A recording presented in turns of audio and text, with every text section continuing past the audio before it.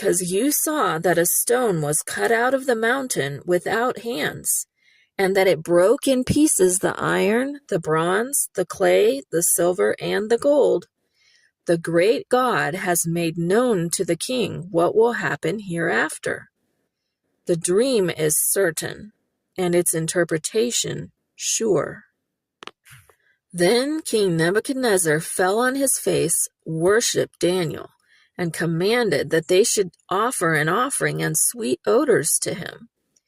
The king answered to Daniel and said, "Of a truth, your God is the God of gods, and the Lord of kings, and a revealer of secrets, since you have been able to reveal this secret."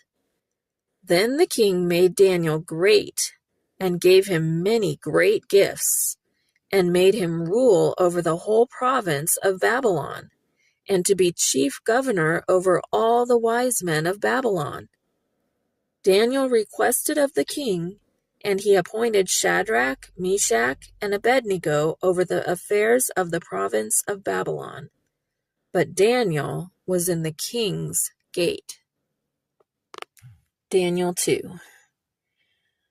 So Daniel had been taken along with a bunch of other gifted and handsome young men that were kidnapped or stolen or taken hostage when Babylon had taken many hostages from Israel.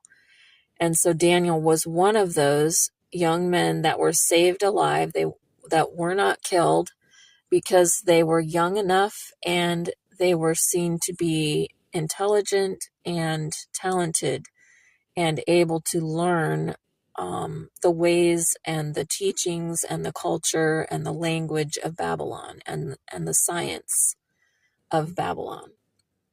And so Daniel and his three friends, which his three friends have two different names. They have their Hebrew names, and then they have been given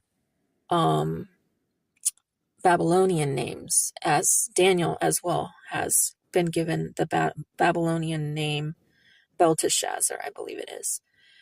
So they have been kept, fed, and educated now for some time by the king himself in a separate compound. And so when this problem came up where the king is looking for spiritual help and all his spiritual advisors can't give him an answer,